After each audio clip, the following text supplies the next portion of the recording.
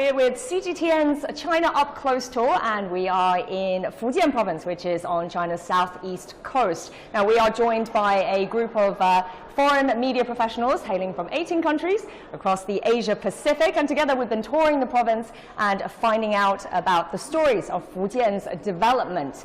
And I'm Jiao with CGTN, and I'm pleased to be joined by some of our media professionals today for a little roundtable discussion. So I'll let you guys do the self-introductions. I'm Ibrahim Hulail from Maldives. In English we can call Maldives.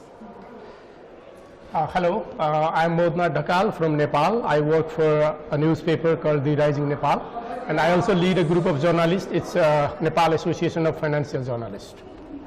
Hello, I'm Jun Avinis from the Philippines. I work in a newspaper, and I also write on social media. Kia ora koutou katoa. My name is Mariva Cameron, and I come from the Cook Islands, located in Polynesia within the Pacific. Hello, good morning everyone. My name is Guan Rui from Fujian International Communication Center. Yes, I'm local. Welcome to Fujian. We, Fujian International Communication Center, provide comprehensive content about Fujian, such as the culture, history, and economic and technology development of Fujian. So we would like to share more stories with you, with all global audience. And that's what we're here to find out. Yes, I'm the only local here. So I would like to know your impressions of Fujian on your these days tour. Would you like? Yeah, to start with, personally, I was excited to come to Fujian, coming from the Pacific and finding out that it was a coastline within China. We have a lot of seafood, and I was told Fujian did too, and they did not let us down. We've been having glorious seafood, and it's different from the ones back home. So it's been interesting, and not only that, but the people here are very, very nice, overwhelmingly nice, always saying hello, makes me feel very comfortable in every setting. And the culture that we've been to, like the archaeological site, it's just been amazing. Yes, seeing Fujian for the first time is really impressive, and for me it's like, oh, this is a new world. Oh, yeah, really? Because the history, the city, the modern city, and the food, it's all amazing. And I couldn't wait telling my friends, oh, I've been to a great place. Yeah, so being a landlocked country, the sea always fascinates me. So that is what I am getting thrilled about while being in Fujian. And besides that, the seafood items that I have, many of them I have never tasted in my life. So you've been getting them every meal. So I'm trying to getting the taste, the flavors of everything, and the culture and the people. So they are so nice, and I'm enjoying. And even the journalists from that we are traveling with, they are so friendly, and I will just take a good memory with them back my home. I think I'm also local, I think, because of Fujio experience. I think we are from Fujio, or Chinese, we can say, because how we know now how the Chinese has moved to the world, like in the ships. So I think because we can see from our backside also some boats, it's also similar, because we have those boats in our culture, in the old currency, we have those boats. So it means, I think, I'm also from Fujian. So I'm so happy to say that. Special connections with Fujianese. Yeah. They're two locals. Those delicious seafood and beautiful sceneries, warm welcome from local people, that's all Fujian. And when we're talking about the impression of Fujian, I would like to mention another very important tag, that is Fujian tea. Do you enjoy Fujian tea these days? We've been having tea a lot. Yes, Fujian boasts its very long history of tea culture. The history of tea production of Fujian can be traced back to more than 1,600 years ago in Tang Dynasty. So from ancient times till today, Fujian's tea culture has always facilitated mutual understanding and cultural exchanges between China and other parts of the world. So we are very proud of Fujian tea.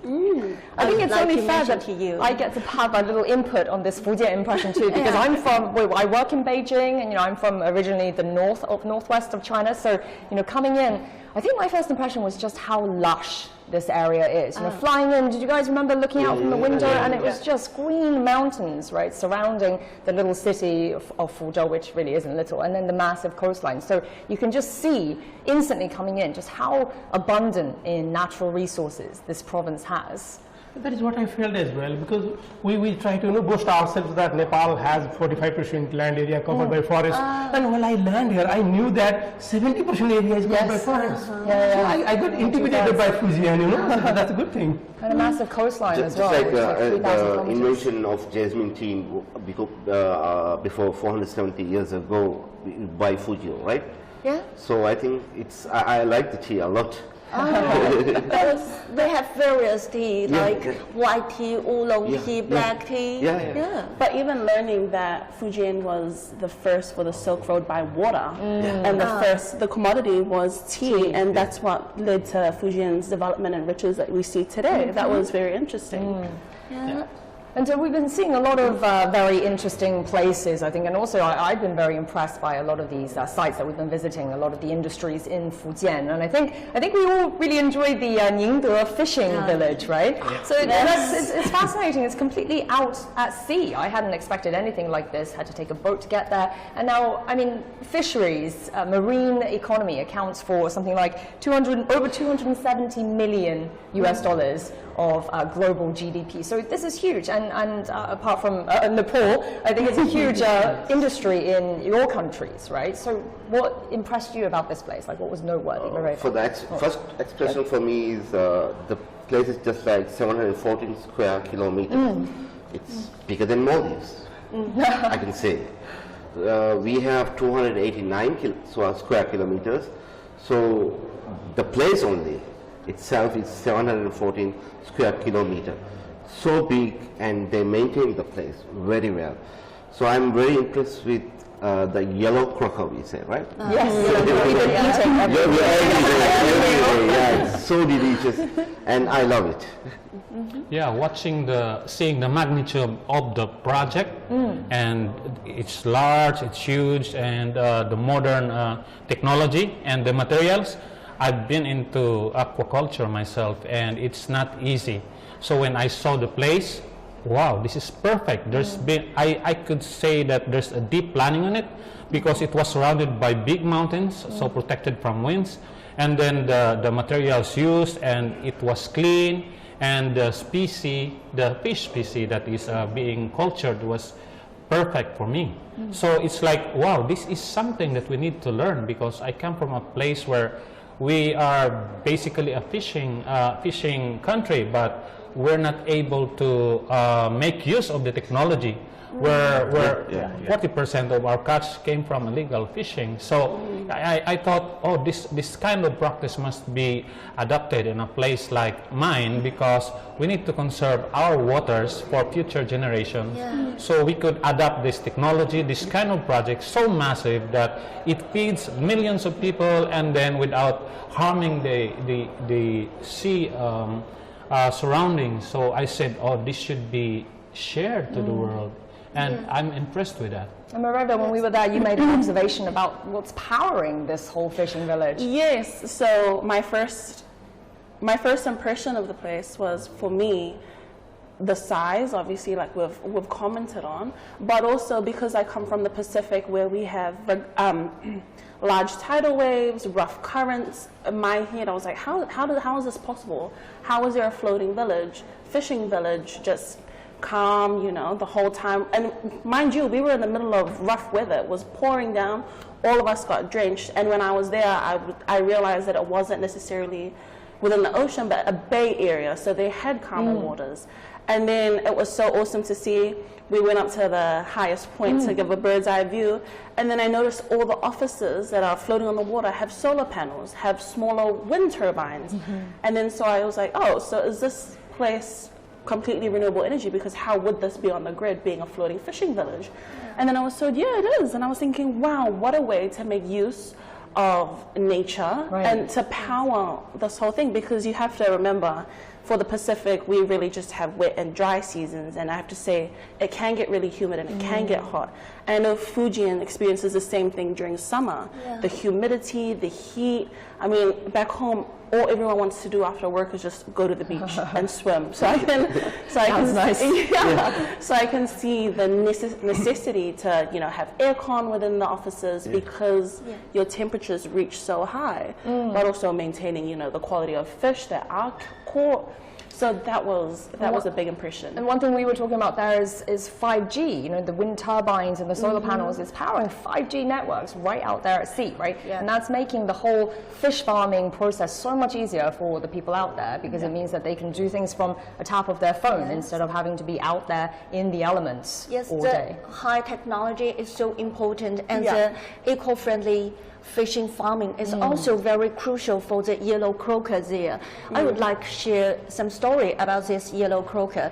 About 30 or 40 years ago, the yellow croaker in Ningde, not only in Ningde but in the whole China, almost at the edge of extinction because of overfishing, overexploit of sea resources. Then local scientists, strongly supported by Ningde government, working together to overcome difficulties and to successfully achieve the artificial breeding of that species. So that is not very good for our human beings' dinner table, but also very beneficial to the species population conservation. That is one thing. And the other thing is, since 2018, the local government encouraged fishing farmers to take use of eco-friendly floating taking place of old ones. That is to avoid those microplastic remains in the sea. So that is a kind of very responsible agriculture. I read that they cleaned up 100,000 tons of plastics, floating rubbish, you know, just out there in the ocean when they were transforming these fish farms. So what I realized while watching this, that it's not only about the thing that clean energy and, you know, fishing industry. It's also contributing to the preservation of marine life elsewhere. Because you are doing it there commercially, right? So I think the Fujian province would be looking into the opportunity of expanding it, developing it into a new tourism destination. Right. And also I think I would like to suggest, if you haven't, I don't know you have it or not, if you haven't, I think create a delicacies of the yellow croaker that suits the taste of other you know, the cultures as well. Like we have a continental food, we have Indian foods, we have you know, so these types of things will you know, contribute to grow the tourism in that area. Actually, now that you mentioned that, Maud, the yellow croaker industry there has actually been, not just for tourism, crucial for that, but it was actually really instrumental in the poverty alleviation campaign in the city. Right? Yes, and I believe clean environment is always at the heart of any coastal community's sustainable wealth and even the basic survival. So I would like to ask you, how big of these concerns is this for your country? Any actions you are taking to overcome those concerns about the environmental problem? Yes, as I said, my country is surrounded by waters, but then we were not able to maximize the production. And in fact, I heard 6 months ago that the government was saying that we're gonna import fish, and we're surrounded by water, so there's really a not taking advantage of the technology and the knowledge to make use of our water resources. So when I saw the platform, I saw the project, and I understand that it was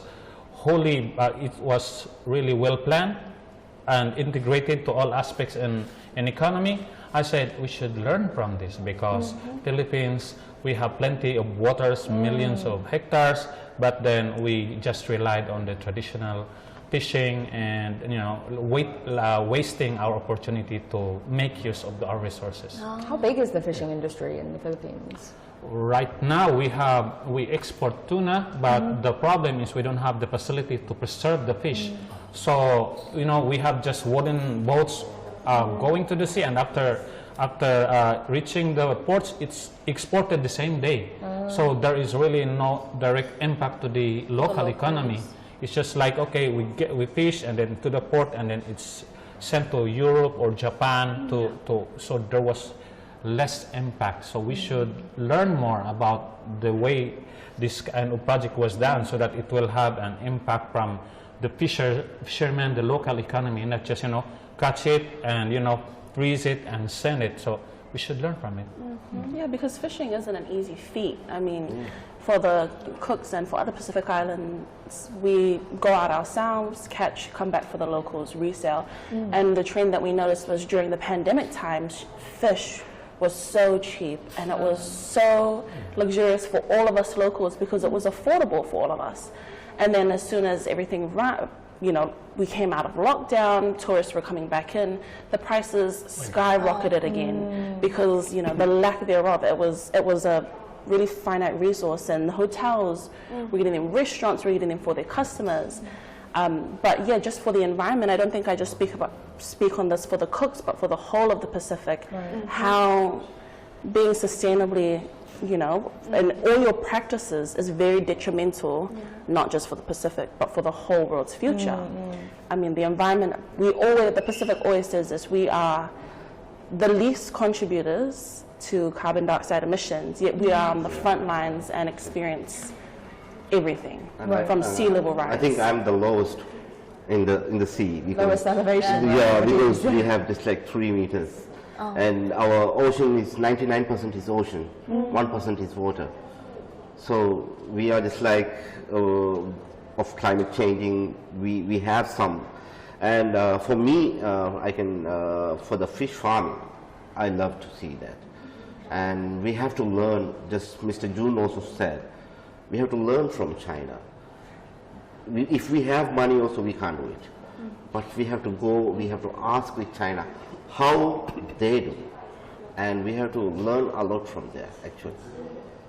And I think it's very important that, aside from using renewable or cleaner plastics, which is what they're using at this fishing village, we're talking about those energy sources that is completely just the environment, what the environment is providing. So, I think being able to capitalize on something like solar and wind is so important. And speaking of wind, there's also the Fujian wind turbine place that we visited, right? The wind farm, and that was interesting. When we're talking about this Fujian project, maybe some of our audience are not very familiar with this wind energy project. I would like to talk a little about it because it's really a superstar of the offshore wind energy industry. It is generating about 1.4 billion kilowatt hours electricity annually. That is equivalent to 3 years electricity consumption of Maldives. So it's a very huge amount of electricity that is very meaningful to the global carbon reduction. And also those wind turbines produced by Fujian are exported to other countries. That is a Fujian contribution to the global carbon reduction. So that is a superstar project. I think we were told there was 400 to 500 wind turbines out at sea around Fujian. And maybe I think you can put a cable to Maldives. Miss Ray, actually, it's with one frame we can have 3,500 household. So it means we can have one in each island because we have 1,172 islands. People inhabited will be 184 islands. So if we get 184 fans, it's enough for us for now. So we can save from the oil and everything. We can use just from the nature. We can use all those things. Yes, you also have a very rich wind energy in your country. We do have. I noticed you were really interested in this. But for Nepal, we want to have wind energy as an strategy to energy mix, because we are predominantly hydropower producing country, right? So hydropower is vulnerable because we are at the epicenter of the earthquake, right? And we have the problem like glacier melting and avalanches, so that also may cause damages in the hydro projects. So we are trying to create a sort of solar and wind energy, but due to the topography, so 83% of the land is mountains and hills. So you cannot carry the large blades and turbines up to the hills. So our road infrastructure is moderate. So that's why we are just having a couple of wind turbines as a pilot project so far. And we aspire to do it, but I think we need to find a way, and technology as well as resources. Right. Since still we are a LDC, least developed country, and graduating as a developing in 2026. So we need to find technology, strategy and resources to have this. But we are trying to develop a couple of wind projects. So we are collaborating with the ADB, World Bank, and maybe we collaborate with China as well. I mean, I think it's really impressive that Nepal is almost 100% renewable energy, right, for powering its electricity with those hydropower dams. Yeah. So and the problem is that, I'll tell you, so most of the projects are run of the river. So we have sufficient energy during the monsoon, and about 40 to 50% of that during the summer, during the winter, let's say. So we have to import electricity from India, and maybe occasionally run the diesel plant. We call it the thermal plant. So that is 52 megawatt capacity. Right? It consumes a lot of fossil fuel. So we want to get rid of that, and have other options like solar panels or wind turbines in Nepal. How common are power outages nowadays? I think it has become a thing of past. Particularly, it is supported by the energy import from India as well. So I mean, clearly, it's just very important to have an alternative source of. And problem is that we have expanded the energy supply across the country. I think about 94% of the households have the access to electricity now. Yeah, for the wind turbines, it was so impressive when I was told they can withstand 10 typhoons out on the water, and I was like, wow, that's perfect for the Pacific, because with climate change rising, now we are a lot more prone to natural disasters than we were in the past, hurricanes, cyclones, and so knowing that can withstand that kind of natural disaster is something big. The only issue is that it's so great to be able to get these kind of resources, but it's the upkeep. It's the maintenance. It's one thing to donate or fund these kind of projects, but for the Pacific, we are very far from the rest of the world. So if one thing were to happen, for it to be picked back up and maintained would take a lot of work. So it's not just enough to just donate, but also checking up with the upkeep, being able to have those and keep those connections, to have someone who's well educated in the wind turbine industry to be able to come in and fix it. And it's not cheap. It's not a cheap path for the Pacific. I think technology as well as skills, isn't it? Yes. It's exciting for me to look at China taking lead in production of this technology, because for the last several years, this kind of technology is very expensive and affordable. And if China can keep on producing it, and maybe one day those Southeast Asian can afford it one day, and for poor countries like mine, we can have this if China keeps on producing quality and affordable goods and sharing it to their neighbors.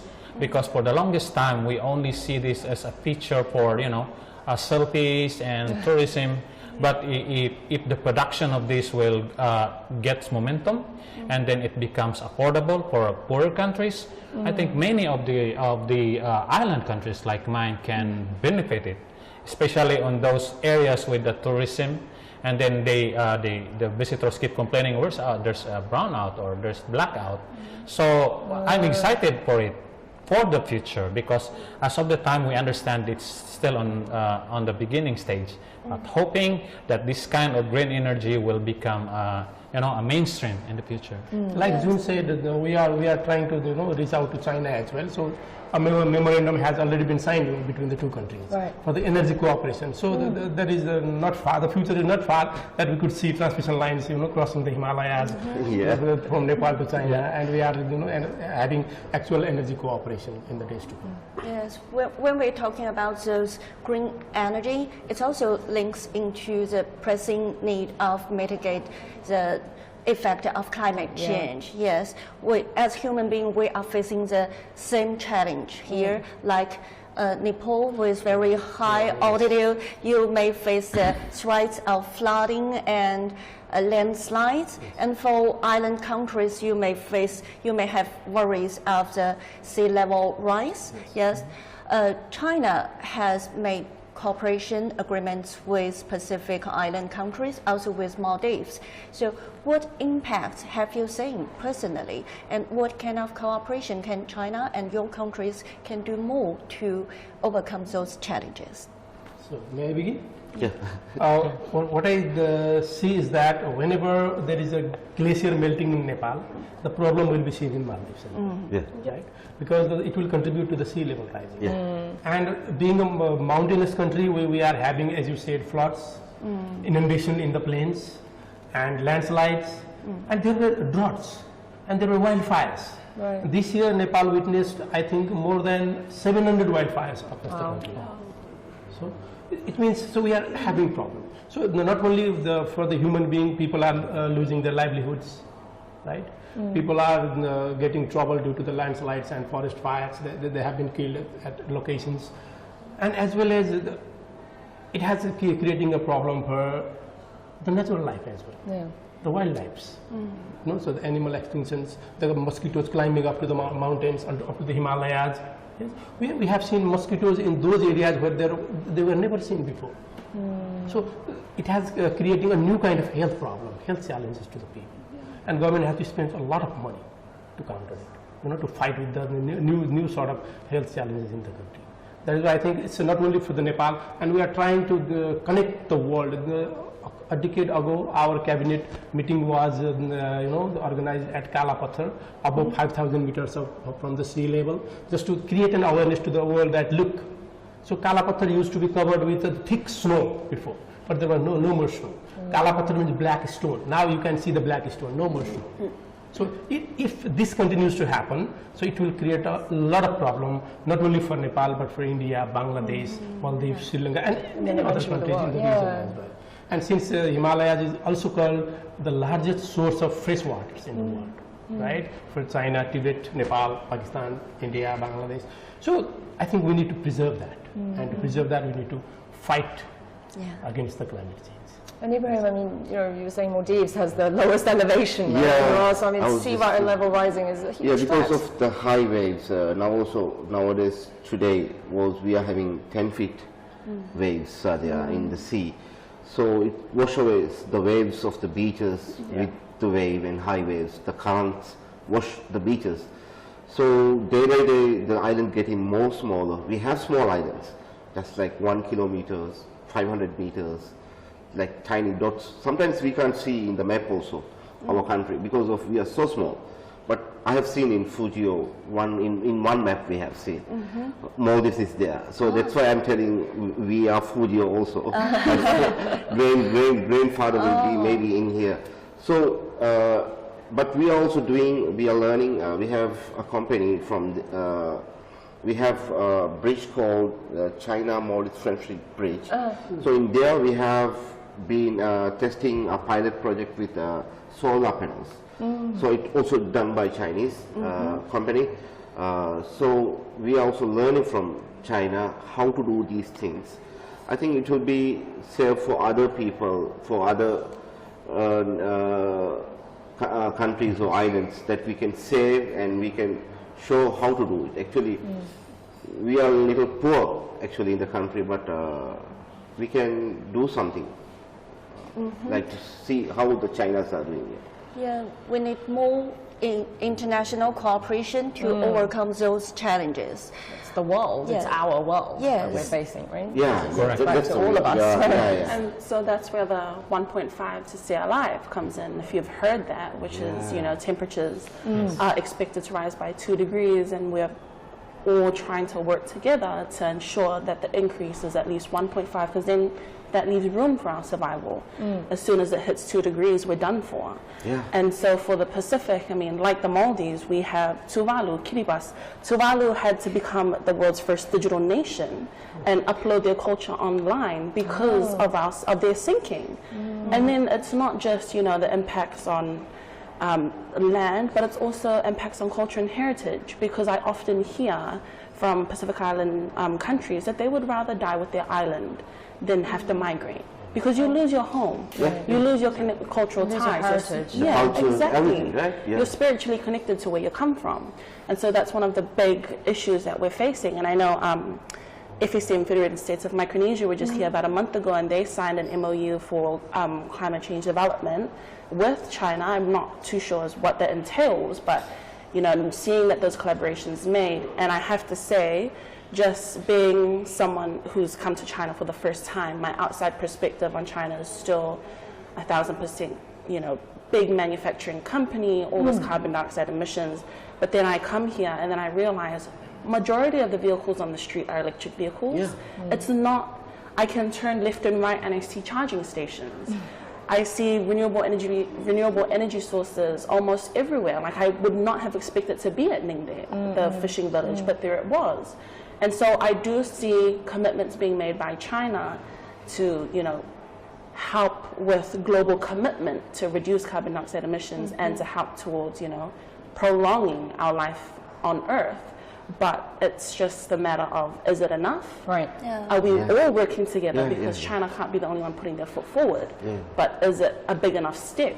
You know. So those are the questions that still being questioned, especially from the Pacific. You told me that you were looking at a place, you toured a place which was almost, it said it was near carbon neutral, right? Yes. So when we were in Hainan for the Boao Forum for Asia, that was something that really stood out to me, because when we hear, oh, we're 100% carbon neutral, you know, all of this, for a lot of us reading between the lines, it's like, okay, you say you are, but in reality, you're not, because these things aren't made by hand, they're manufactured, you know, for time consumption, money profiting, you know, cutting down costs.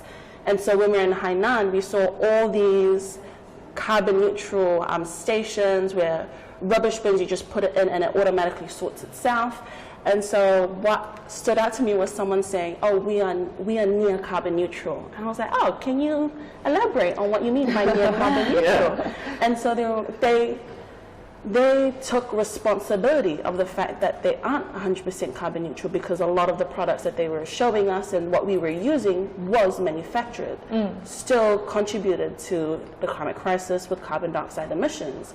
And so as a Pacific Islander who always hears 100% carbon neutral, 100%, you know, we are so great, that was very, I appreciated that, yeah.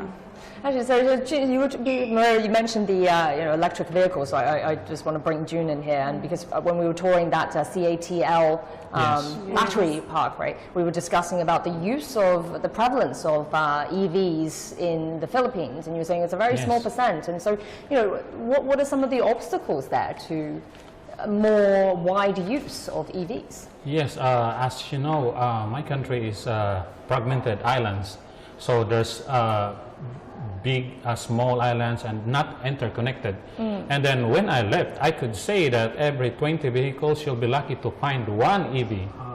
And then for the last 5 years, there have been news about EVs, but there is no technology, there is no infrastructure, and even there is no education that's being put into the public to have a positive view about EV. There's more apprehensions and doubts about EV, how it works. And when I come here, I was shocked about half of the And when I called my wife, Maybe I more said, than half. Maybe Ye- more than half. maybe more than half. Very popular here in Fujian. Scooters as well. I see a lot of electric scooters. Yes, I made a call on the street and said, why it is so quiet? You're on the highway. I could see the vehicles running, big, hundreds of vehicles all at the same time. But he said, I couldn't hear any exhaust sound. I said, yeah, because most of these cars are EVs. Really? So it's like we're in the future. So it's me thinking about it. It's like, am I from 20 years ago when I left? I just jumped from the future. But it was real. Weeks after I got used to it, and I said, okay, I think we're really backwards, and there has to be some education. There has to be some move that we should move forward to green technology, and then there must be a national way of, let's move forward to going green and adopt this kind of technology, because seeing China producing lots of products that we can benefit, I said, oh, I think being neighbor, being friends, and being trade partner with China is the best thing that happened in Southeast Asia. So that's why I said, oh, I have lots of things to say, and I don't know how to, start. I don't know where to start, because they might say, oh, are you crazy? In the future, but that's it. We are behind. Actually, I guess there are some reasons why it's very popular in Fujian. First of all, Fujian has a very proper temperature here. It's not very cold in winter, so that's a kind of battery-friendly temperature here. That's why EVs are more popular in Fujian than northern provinces in China. That is the first reason, but the temperature conditions are very proper also in your countries, right? Not very cold in winter, right? And the second one is much more crucial. That is in infrastructure construction. Yes, because if you cannot find a charging station conveniently, not going very far. you will not decide to buy an EVs, right? That is a reasonable choice. So that's why Fujian provincial government continuously has improved the construction of charging stations. This year, Fujian provincial government has released an action plan. According to this action plan, by 2025, the province plans to build about more than 80,000 charging piles, public charging piles, around the province, both in urban areas and rural areas. Can I just cut in and ask, do you know how that compares to the rest of China? The provinces in China? I think that is as a leading role of China. Yes, so to add some points to your point is that I think government decision, government policy plays crucial part in terms of promoting EVs. For example, I would like to give one example from my country, because I don't know anything about others. So, government might be frowned at losing revenues. For example, in Nepal, diesel and petrol passenger vehicles have to pay up to 240% customs duty. 240%? Yes. And electric cars, customs duty ranges only 15% to 40%. Wow. See the gap, 40% and 240%. Yeah, that's... So we can see a lot of thousands of EVs, and our finance minister was telling that we need to raise some customs duty from the next budget, because government is losing billions of rupees in revenue. So but it has come up with the strategy to build new charging stations and promoting EVs, even in the government offices, with the ministers, with the provincial governments. I think this is a good thing to do. How widely used is it in Nepal right now? What's the kind of usage in Nepal right now? I can't tell you the exact number, but I have just received an information that the import of passenger vehicles, I think the EV have surpassed the diesel and petrol vehicles. Just jumping in with what June had mentioned with CGTN, I was quite interested in that too, because the cooks very minimal electric vehicles. But my sister actually has an electric vehicle at home who's probably tuned in with my parents. So hello. Hello, my sister. But what was so interesting to me is now we're seeing issues. I have to say that Leaf has really held it together with our family and with the heat for a long time, but now we're starting to see issues. She's trying to get batteries replaced, and so things that stood out to me, and we were talking to the tour guide, and I was like, oh, okay, so what's the number of batteries in an average passenger electric vehicle nowadays here in China? Because now they have battery swaps. And so in my country, we just have the chargers. I know you can battery swap for things like electric scooters. That was known to me, but that's a big jump from electric scooters to a passenger vehicle, being able to just swap out the battery and be on the go. And so the tour guide said, oh, the average number of batteries in a vehicle now is maybe 3. And I was like, I was mind blown, because my sister, I'm pretty sure her electric vehicle is 6 or 8, needs 8 batteries to run. Yeah, so that was one thing that was interesting to me. Another thing was we saw on screen the promotions of the vehicles that they sold and what the charge looks like in kilometers, and one of them was like 1,000 kilometers. And I was like, oh my goodness, with this one charge, you can go around our main island, Rarotonga, more than 30 times. Like, I was like, that's crazy. And just seeing that and seeing the development that China has put in and their investment to green technology was very eye-opening.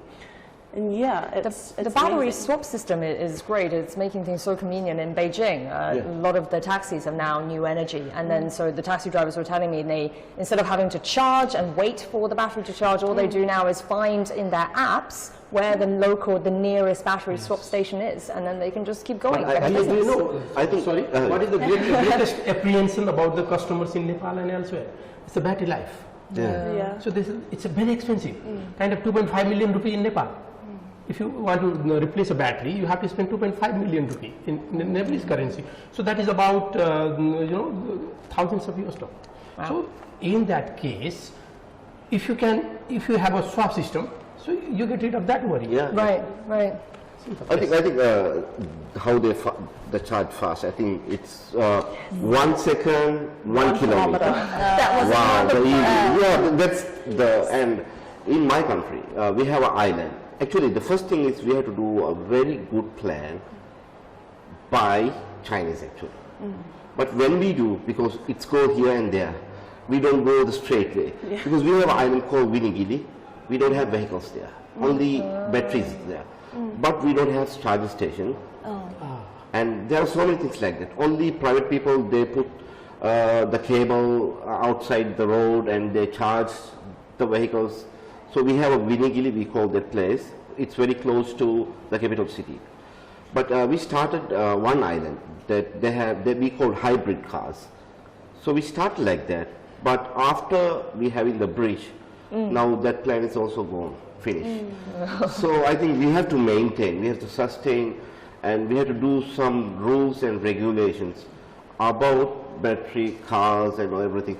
In Maldives also, it's very cheap, like Nepal, the duty cost is very low, but for the engine vehicles, it will be something like 200% we have. But for the normal one, we have, just like Nepal, we have also 10%. So, but I think we have to do a good plan first and follow it.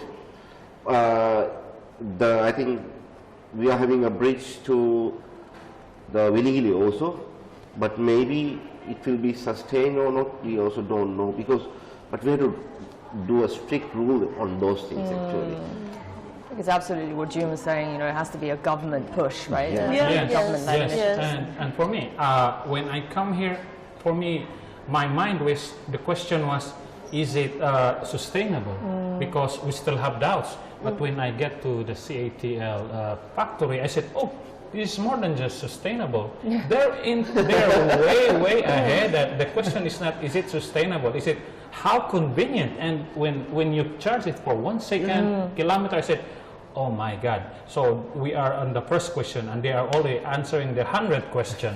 So we are way behind and say, okay, I no longer doubt that the EV is the future and there's been an investment and there is already technology and in fact there is already production for the future. And maybe I was just dreaming, hoping we can catch up, because it will be nice for people to experience driving on a vehicle that just Sure. The life expectancy was 16 years. Yeah, 16 years. I'm also just want to add that one. Yes. It was 16 years. It's so good. But then you need to ask the question, once that life expectancy is out, what happens to the batteries? Where do those batteries go? Where do they end up? Are they recycled? Can they be recycled because of the lithium? So it's definitely a step forward, though. Yeah, we always need to be responsible for our next generations, Yeah. right? We've talked about international cooperation before, and in terms of international cooperation, I would like to talk a little about this museum.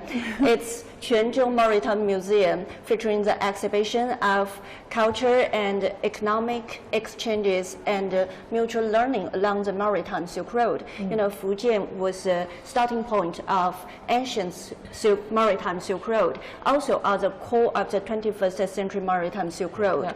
And Belt and Road Initiative paving the way for a shared future. You're all from Belt and Road partnership countries, so would you like share some your thoughts of its importance and mutual gains of the Belt Road Initiative?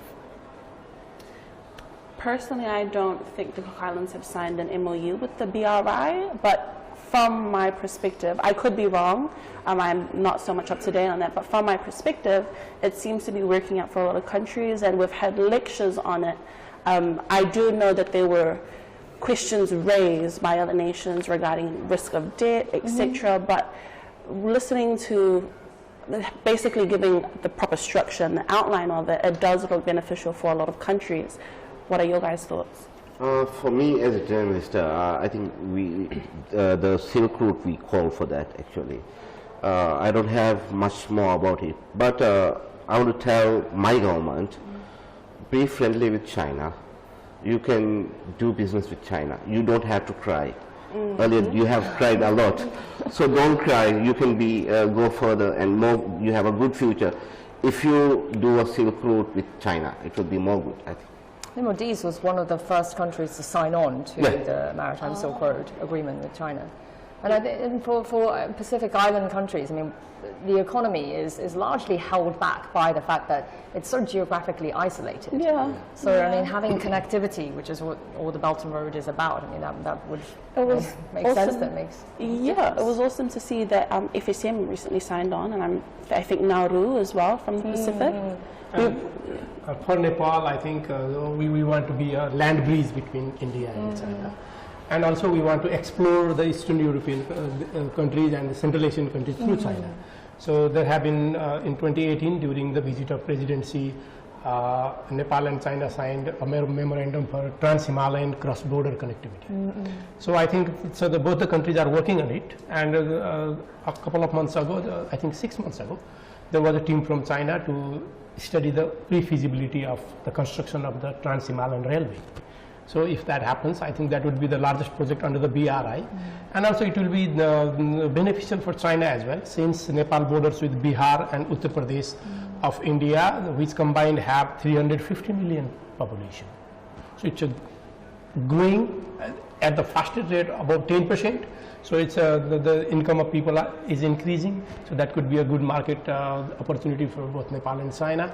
And Nepal can work as a buffer zone in terms of investment, in terms of culture, in terms of so many things. So we want to get connected to the northern part of the Asia and Europe via China. So that is our aspirations. I think both governments are working on that. I remember on the, I'm not sure if we were all on the same bus. I'm on the same bus with you, but and with you, Mod, as well. But our guide was telling us about his personal experiences growing up in Fujian and how Fujian was once pretty impoverished, and then the roads, because it's all blocked by the mountains, it would take forever to get from one place to the next. But just the expanse of highways that's been built in the last while means that now travel time is cut down, and Fujian is now a pretty economically developed, very well-doing, well-performing province as well. So, you're talking about Nepal needing this network,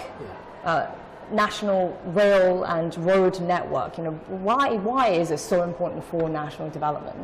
It's, the, the poverty alleviation in China, I think it's at the root of it is international trade. So with the growth in the trade, employment grew, people got job, their income increased, and they could manage their expenditures and the lifestyles in a better way. So we don't have a large scale industry, right? We are a moderately developing country. So we are in the stage of industrial development, and we are tourism oriented. Tourism is a big business there. So even for the tourism, we need good connectivity. Without connectivity, you can't have a good trade and good tourism, and you cannot attract investors from other countries. So we need to have those things. I agree. As if we look at our modern history, Southeast Asia or Asia in particular was most of it are disconnected, or there's great barrier with big mountains. And for Philippines, like my country, it's like we're disconnected. So most of the countries in the Asia Pacific are left behind of the technology and the trade because we don't have the link. It's good to see China leading the way of connecting these neighboring countries because we have so much to share. So for a country that is isolated, your chances of learning and catching up, just like what I said before, it's like you're left behind. So if Southeast Asia can have this link coordination through the seas and the land, roads and trains, it will give Asian nations a chance to catch up, develop, and share technologies, because there are countries like we have so much raw materials, but we're not able to use of it because we don't know how to use it.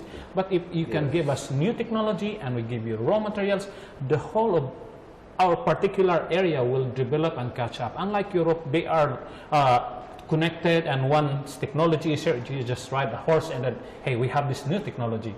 So I think that's where the Southeast Asia was left behind, and now China is doing a great favor for its neighbors, because maybe China understands that, okay, I can be great, but I can be greater if I can make use of the friendship, the sharing of resources, technology, and it's good news for us. Yeah, absolutely. The infrastructure is transformative for the economy, and bringing in tourism and all of that, right?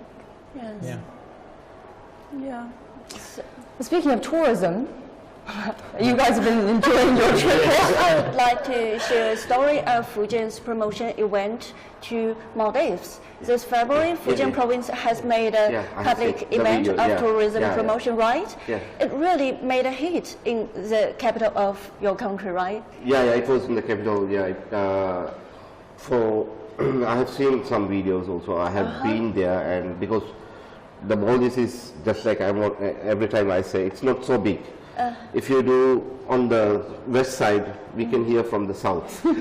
So the capital is also so small, just like 2 kilometers.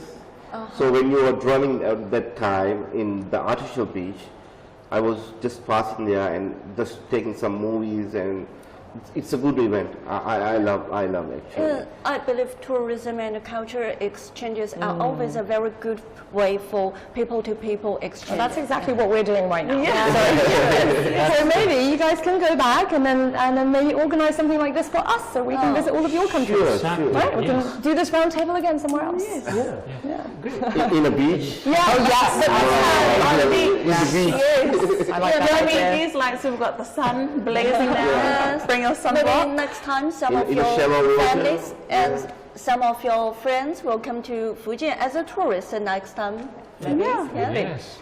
Because, the Chinese character Fu of Fujian, meaning good fortune, we should all have a good journey in the place of good fortune. Oh, that's a lovely way to end. It was a lovely message. Thank you so much. Well, thank you guys so much. It's been such a pleasure sitting here and speaking with you all, learning a lot as well.